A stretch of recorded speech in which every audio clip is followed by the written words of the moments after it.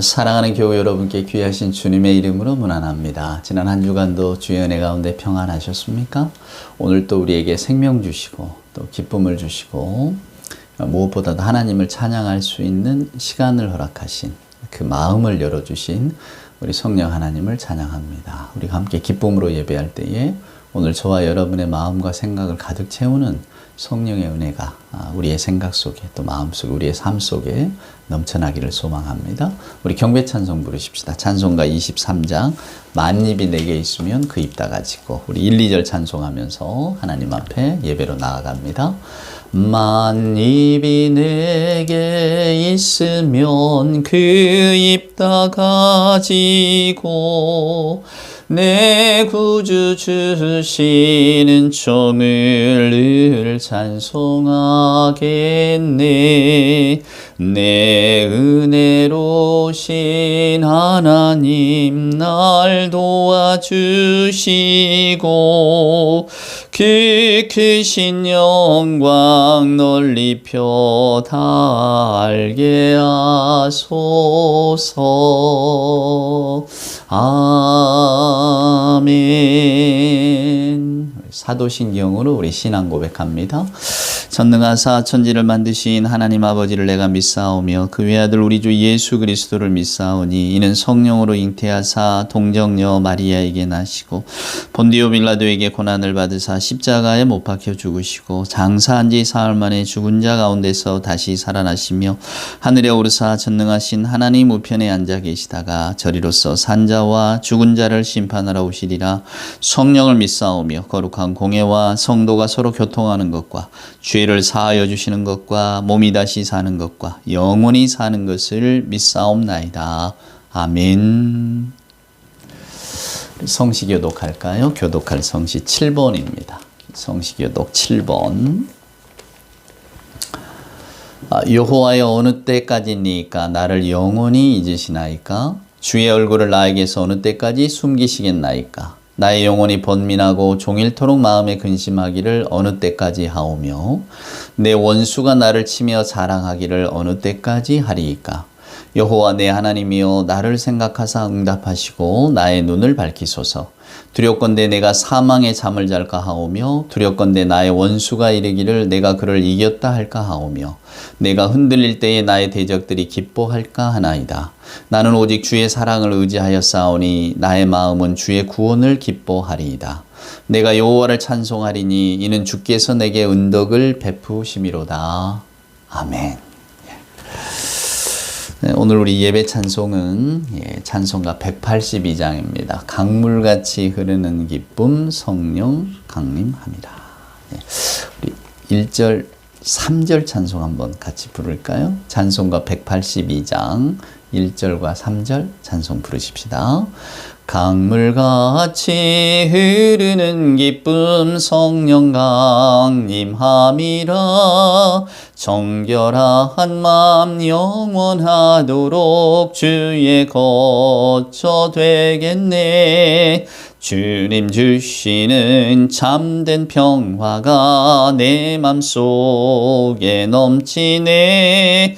주의 말씀에 거센 풍랑도 잠잠하게 되도다.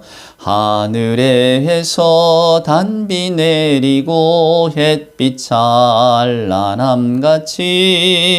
우리 마음에 성령이 많이 주님 보내심이라. 주님 주시는 참된 평화가 내 맘속에 넘치네. 주의 말씀에 거센 풍랑도 잠잠하게 되도다. 기도합시다. 사랑과 은총으로 함께 하시는 아버지 하나님 감사합니다. 이 추운 겨울 아침 주의를 마다하고 저희들 하나님을 생각하며 우리가 처한 형편과 상황 속에서도 하나님께 예배하기 위해서 자리에 앉아 조용히 하나님의 음성과 또 하나님을 향한 예배에 마음을 모으게 하시니 하나님 감사합니다. 저희들의 삶이 어떠하든지 늘 저희와 함께 동행하시고 오늘도 임마누엘 성령 하나님께서 저희들의 생각과 마음을 주장하여 주시니 하나님 감사합니다. 온통 저희들은 생각과 관심이 나 혼자 혹은 내 가족만 잘 살고자 하는 데에 머물러 있는데 우리 주께서 우리에게 우리 이웃을 생각하고 또 도움이 되게 일하면서 하나님을 섬기고 헌신하는 마음가짐을 가지라 하시니 또 그 마음을 한번 생각해 하심을 감사를 드립니다.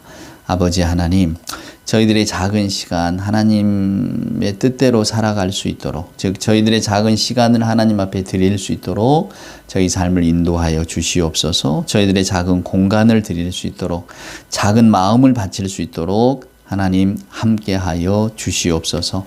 십자가 이후에서 우리를 위해 생명을 내어주신 그리스도 주님을 생각합니다. 언제나 나에게만 머물러 있던 생각의 어떤 지평들을 조금은 더 멀리 확장케 하시고 우리 주님이 사랑하셨던 모든 생명체를 향한 마음들이 열려질 수 있도록 저희들의 좁은 마음을 하나님 넓게 만들어 주시고 닫힌 마음도 열게 하시고 무엇보다 우리가 타인을 이해하며 용납하며 살아갈 수 있는 마음자리를 가질 수 있도록 주여 함께하여 주시옵소서. 저희들의 생각과 생활을 하나님 고쳐주옵기를 간절히 소망합니다. 예수 믿는 자로서 저희들이 하나님의 이름을 입에 담는 자로서 어울리지 않는 생각과 말과 행동을 하게 될 때에 부끄러움을 알게 하시고 늘 하나님께서 우리를 대하셨듯 우리도 누군가에게 자비한 마음으로 다가갈 수 있도록 하나님 함께하여 주시옵소서. 연약합니다. 또 육신적으로도 생활적으로도 많이 힘듭니다. 하나님 각각 위로하여 주시고 육신이 연약한 자 하나님 힘주셔서 일어나게 하시고 생활이 어려운 자 조금은 더 큰 소망과 비전과 희망을 가지고 하나님이 하신 일들을 기대하며 살아갈 수 있도록 주여 도와주시옵소서. 절망과 낭망 중에 혹은 원망과 한탄 중에 빠지지 않게 하시고 우리 주님과 더불어서 늘 우리 하나님께서 내게 힘을 주신다는 생각을 가지고 살아갈 수 있도록 그리하여 우는 자들과 함께 울고 웃는 자들과 함께 울 수 있는 그런 삶의 자리에까지 우리가 나아갈 수 있도록 하나님 선하게 인도하여 주시옵소서. 오늘도 주의 말씀에 귀를 기울이게 하시니 감사합니다. 그 말씀이 내 마음 옥토에 떨어져 저희들의 마음과 생각이 조금은 더 하나님을 향해 가까워질 수 있도록 주여 도와주시옵소서. 이 모든 말씀 우리 구주 예수님의 귀하신 이름으로 간절히 기도드리옵나이다. 아멘. 오늘 우리가 함께 읽을 하나님의 말씀, 우리 누가복음 5장에 있는 말씀을 한번 보겠습니다. 예수께서 제자들을 부르시는 이야기인데요. 누가복음 5장 1절입니다. 무리가 몰려와서 하나님의 말씀을 들을새 예수는 게네사렛 호숫가에 서서 호숫가에 배 두 척 있는 것을 보시니 어부들이 배에서 나와서 그물을 씻는지라. 예수께서 한 배에 오르시니 그 배는 시몬의 배라. 육지에서 조금 떼기를 청하시고 앉으사 배에서 무리를 가르치시더니 말씀을 마치시고 시몬에게 이르되 깊은 데로 가서 그물을 내려 고기를 잡으라. 시몬이 대답하여 이르되 선생님 우리들이 밤이 새도록 수고하였으되 잡을 것이 없지만은 말씀에 의지하여 내가 그물을 내리리이다 하고 그렇게 하니 고기를 잡은 것이 심이 많아 그물이 찢어지는지라. 이에 다른 배에 있는 동무들에게 손짓하여 와서 도와달라 하니 그들이 와서 두 배의 채움에 잠기게 되었더라. 시몬 베드로가 이를 보고 예수의 무릎 아래에 엎드려 이르되 주여 나를 떠나소서 나는 죄인이로소이다 하니 주여 나를 떠나소서 나는 죄인이로소이다 하니. 예수께서 제자들을 부르시던 이 장면, 저는 이 장면이 굉장히 궁금했어요. 베드로의 이 고백이 어떻게 나오게 됐을까? 마종아라고 하는 시인이 있습니다. 그분이 딸을 위한 시라고 하는 짤막한 시를 썼는데요. 그 시의 내용은 이렇습니다. 이제 딸에게 아빠가 들려주는 말이에요. 딸아 오늘 네가 학교에 가거든 너는 눈여겨보라고. 뭘 눈여겨보느냐? 겨울 창가에 양파가 어떻게 뿌리를 내리는지, 사람들이 어떨 때 웃고 어떨 때 우는지, 그리고 오늘 도시락을 안 싸온 친구가 누가 있는지, 그리고 그 친구하고 같이 밥을 나눠 먹으라고. 근데 그 시인이 첫 대목에 하는 말이 저는 인상적이었어요.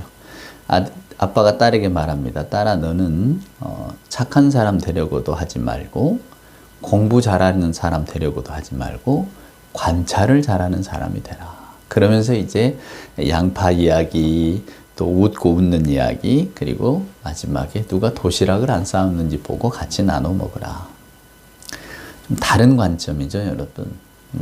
저도 여러분도 아마 자녀가 있다면 주로 착한 사람이 되라거나, 공부 잘하는 사람, 사회에 쓸모 있는 사람이 되라거나, 나중에 꼭 성공하는 사람이 되라. 이런 이야기를 들려줄 겁니다. 미래 이야기죠. 앞으로 되어갈 이야기. 근데 이 시인은 딸에게 그냥 현재적인 걸 가르쳐 줍니다. 현재. 너 지금 관찰 잘하는 사람이 되라. 지향점이 다른 거죠. 이 딸이 어떻게 자랐을까? 짐작은 갑니다. 어떻게 자랐을까요?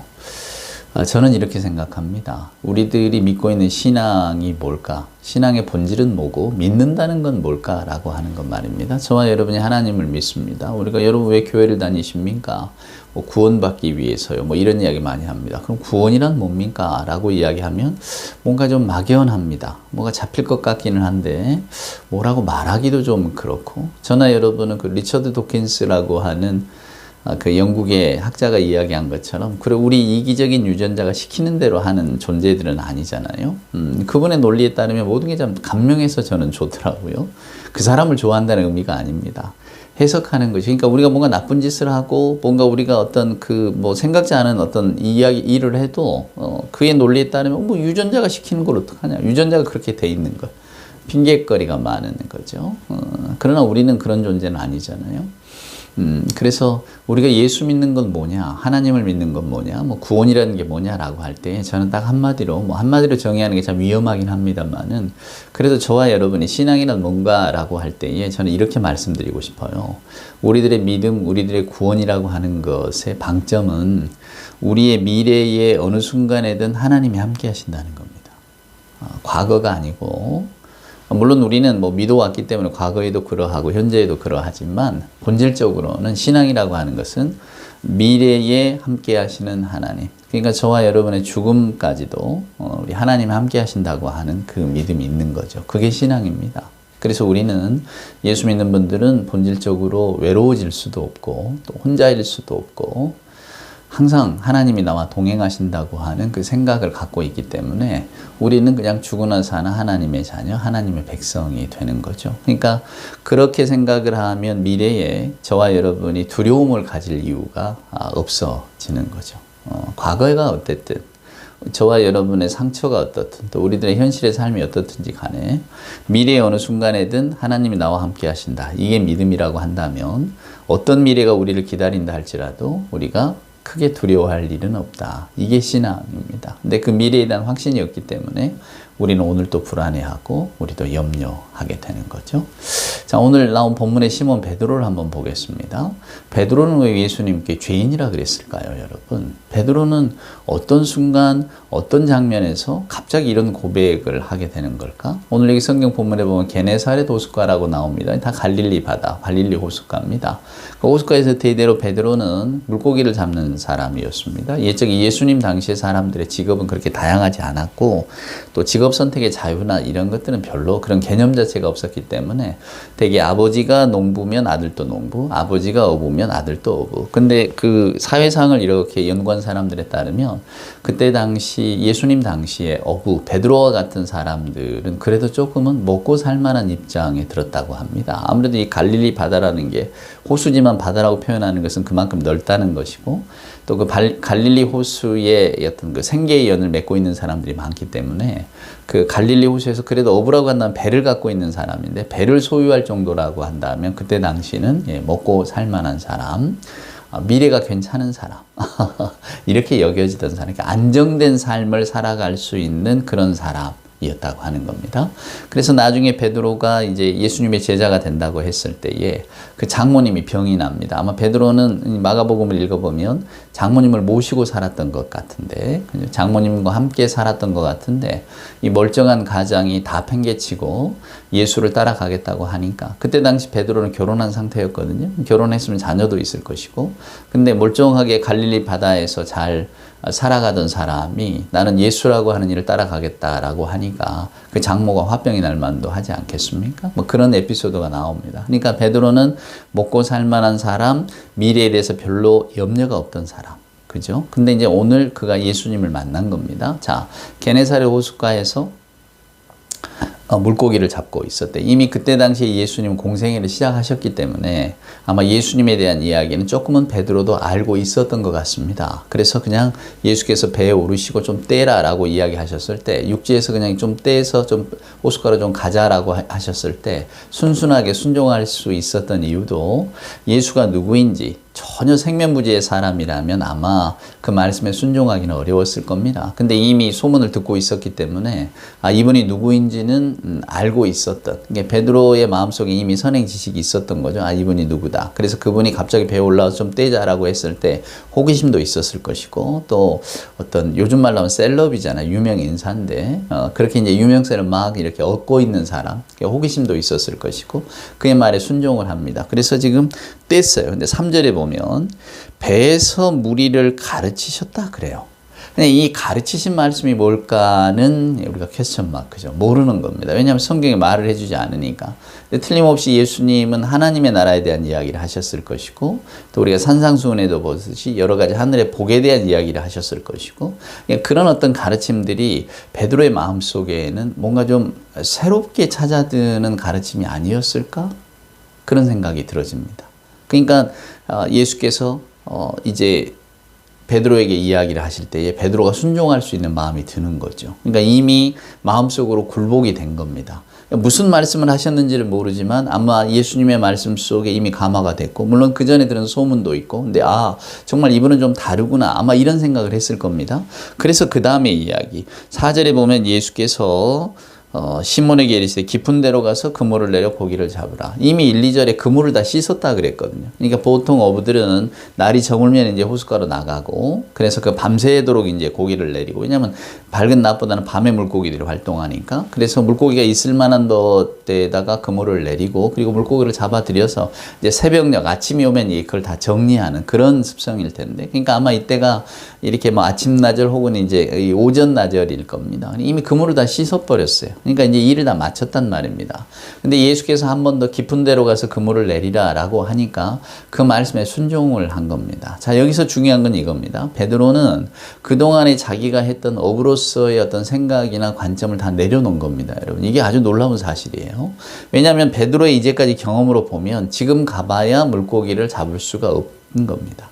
이미 그때는 물고기의 생태가 이렇게 잡힐 때가 아니기 때문에, 더군다나 예수께서는 깊은 데로 가서 물고기를 잡으라고 하시잖아요. 그러니까 조금 더 깊은 곳, 아마 이 깊은 곳이라고 하는 의미는 여러 가지 의미가 있을 수 있겠지만 베드로가 볼 때는 참 말이 안 되는 장소였을지도 모릅니다. 그래서 순종하기가 어려웠을 거예요. 왜냐하면 독특하기 때문에 이렇게 기록해 놓았을 거란 말입니다.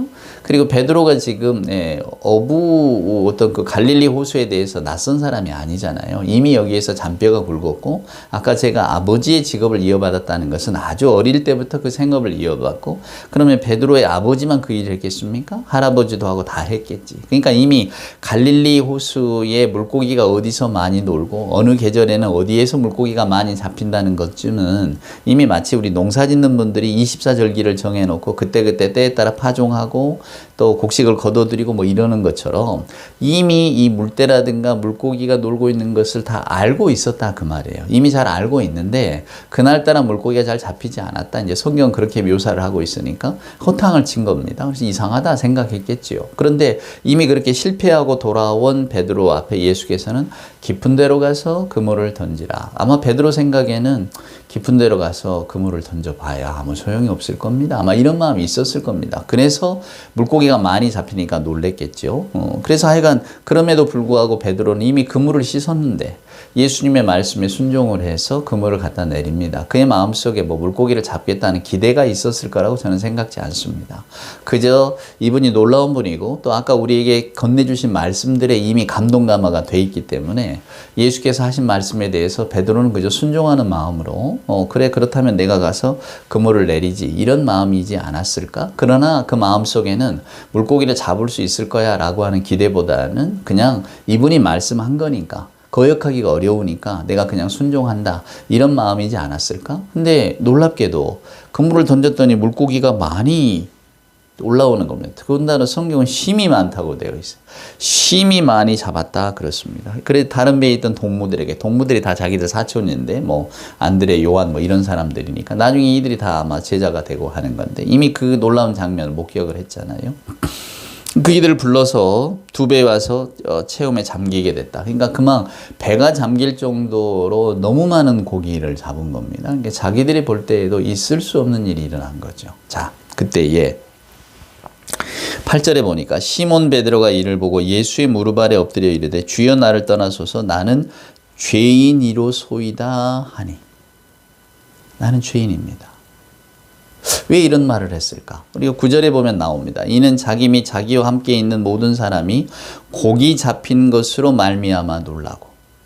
자, 일단 고기가 이렇게 많이, 그러니까 허탕을 쳤는데 또 말도 안 되는 장소에다가 그물을 내리라고 그래서 그 말씀에 순종했더니 고기가 너무 많이 잡히니까 깜짝 놀란 겁니다. 자기들의 경험치, 자기들의 예상치를 뛰어넘는 일들이 벌어지니까 베드로의 입장에서 보면 이건 기적이죠. 일어날 수 없는 일이 그 눈앞에 일어난 겁니다. 그럴 때 이 사람이 오늘 갖는 감정은 뭐겠습니까? 예, 멍함입니다.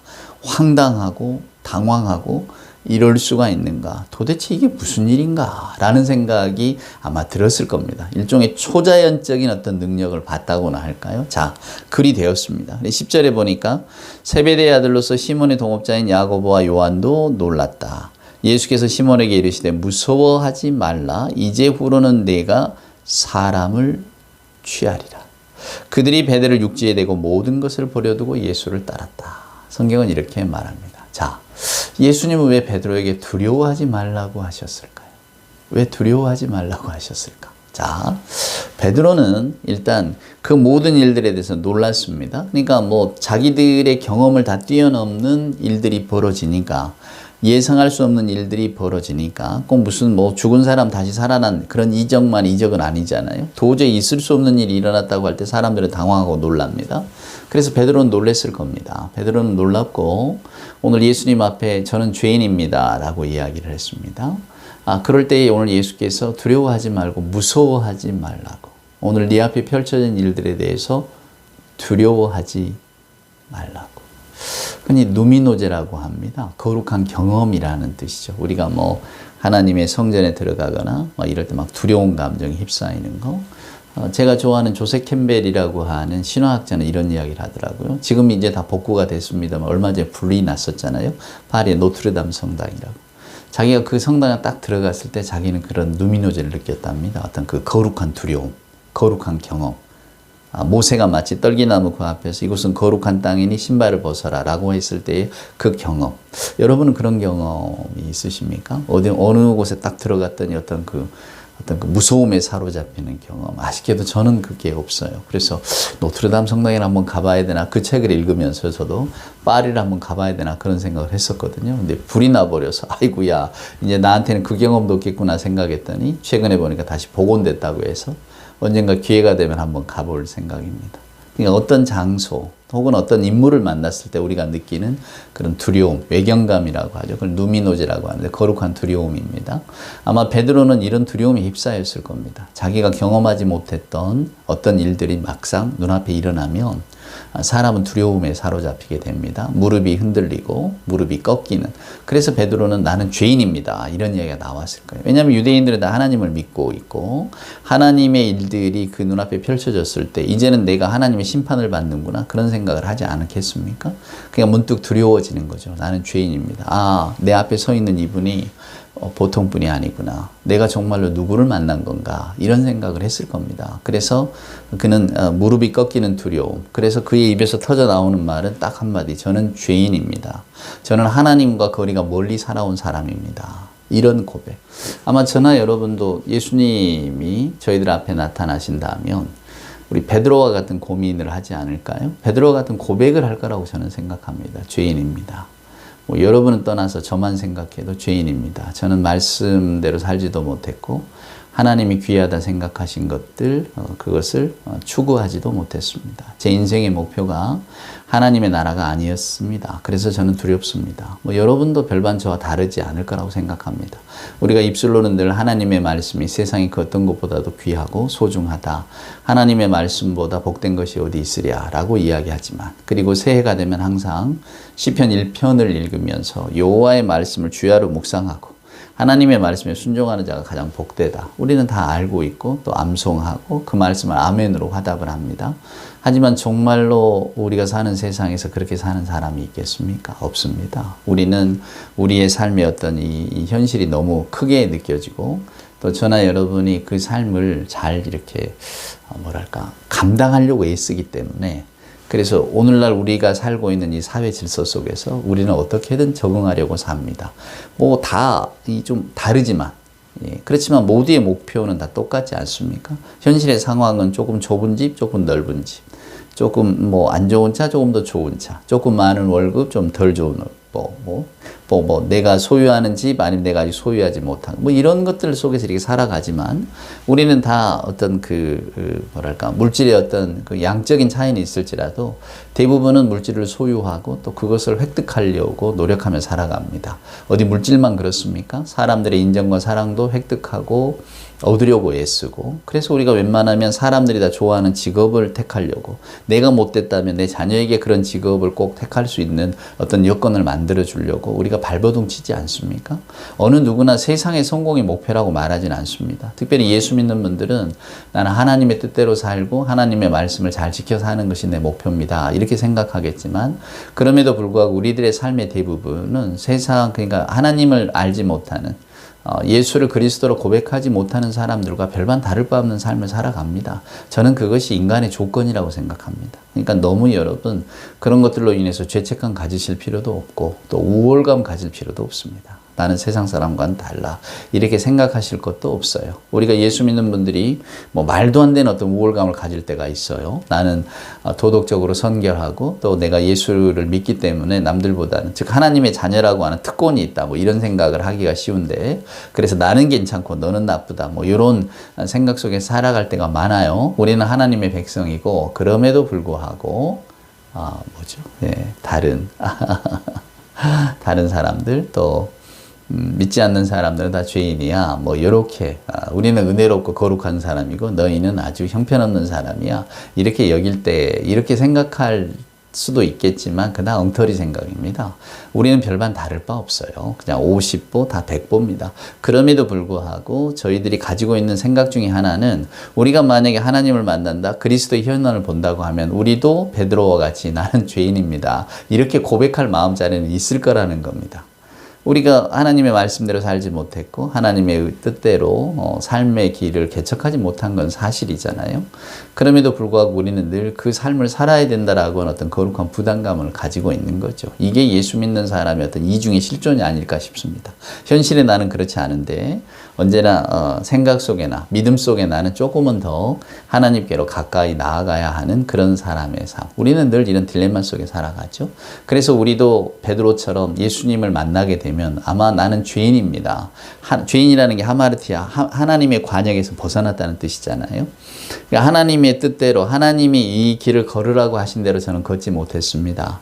내 마음속의 관역, 내 화살을 하나님의 관역에 맞추지 못했습니다. 이렇게 고백하지 않겠습니까? 그럴 때 오늘 예수님의 말씀은 무서워하지 말라는 거예요. 두려워하지 말라. 이제는 나와 같이 사람을 낚는 어부가 되자. 그래서 이제 결국 제자들은 모든 것을 버려두고 주님을 쫓았다. 이렇게 되어 있잖아요. 그래서 예수님의 제자됨이라고 하는 것은 결국은 모든 것을 버리고 주님을 쫓는 것인데 이게 참 어렵습니다. 저는 거기까지 나가자고 지금 말씀드리고 싶은 게 아니고요. 그래, 우리도 주님을 만나면 나는 죄인입니다. 주님 나를 떠나옵소서. 나를 멀리하세요. 내가 입술로는 예수를 그리스도로 고백했지만 내 생각으로는 주님을 한 번도 주님으로 잘 모시지를 못했습니다. 그래서 우리도 베드로와 같은 고백을 하지 않겠습니까? 주여 나는 죄인입니다. 나를 떠나십시오. 내가 주님 앞에 설 수 없습니다. 그렇지만 우리 주님은 괜찮다. 무서워하지 말라. 이제 나와 같이 가자. 아까 제가 서두에 말씀드렸던 것처럼 그래서 우리 하나님은 저와 여러분의 미래에 함께 하시는 하나님입니다. 지금 이 순간부터 우리들의 삶을 이렇게 바라봅니다. 이제 나이가 들어갈수록 세상보다는 하나님께 더 가까이 나아가는 경험을 하시는 분들이 많잖아요. 그럼에도 불구하고 우리들의 인생 앞에 뭐가 기다리고 있는지는 잘 모릅니다. 그죠? 젊은 사람이나 나이 든 사람이나 다 우리들의 미래에 어떤 일이 닥쳐올지 모르지만 그럼에도 불구하고 우리는 미래에 함께 하시는 하나님이 지금 이 순간부터 나와 함께 동행하신다. 이게 믿음이거든요. 미래에 어떤 일을 겪더라도 나는 혼자가 아니라 하나님이 나와 함께 하신다고 하는 그 믿음을 갖고 있기 때문에 우리는 오히려 미래를 기대 속에 이렇게 바라보고 걸어갈 수가 있는 겁니다. 한민복이라는 시인이 있어요. 제가 좋아하는 시인인데 그분이 그런 이야기를 합니다. 봄에 꽃이 피면 그 꽃 무더기 속으로 한번 가보라고. 그래서 그 꽃침에 한번 쏘여보라고. 그러면 막 비뚤어지고 상한 마음도 온전해질 거라고. 그 부드러운 꽃침을 한번 맞아보라. 이렇게 이야기를 합니다. 참 좋은 시죠, 꽃침. 저는 오늘 예수님의 말씀이 우리들의 인생의 어떤 꽃침처럼 다가오기를 소망합니다. 무서워서, 두려워서 저를 떠나시옵소서. 저는 죄인입니다라고 하는 베드로에게 우리 주님은 무서워하지 말라. 이제 너는 나와 함께 사람을 낚는 나무가 되자. 나와 함께 가자. 사랑하는 여러분, 우리들의 미래는 하나님이 함께 하십니다. 그러니까 그 미래에 하나님이 함께 하신다고 하는 그 미래를 가진 소망을 가지면 우리들의 두려움이 좀 없어지고 또 우리들이 조금은 더 세상에 대해서 담대해지지 않겠습니까? 미래를 함께 하시는 하나님, 그것이 우리 신앙의 핵심이다라는 것을 기억하시면서 이 부드럽고 이 환하고 이 용기 나는 꽃침에 맞았으니 이제 우리가 좀 세상을 좀 힘차게 걸어가 볼 수 있지 않겠습니까? 부디 다가오는 봄이 그런 하나님의 꽃침, 오늘 예수님의 이런 꽃침을 맞는 그런 복된 봄이 되기를 주님의 이름으로 축원을 드립니다. 기도합시다. 이제는 우리 구주 예수 그리스도 크신 은혜와 아버지 하나님의 만극하신 사랑하심과 자비하신 성령님의 함께하심이 오늘도 주 안에서 복됨을 경험하며 미래에 함께 하시는 하나님, 이 놀라운 신학적 진실의 위로를 받고 미래에 어떤 길을 걷든 우리 하나님의 손을 붙들고 힘차게 걸어가기를 소망하는 우리 예배하는 모든 교우들 머리머리 위에와 저들의 생각과 소망 위에 기도의 제목들 위에 주님 사랑하시는 세상의 모든 교회들 위에 이제로부터 영원 무궁토록 함께하여 주옵기를 간절히 축원하옵나이다. 아멘.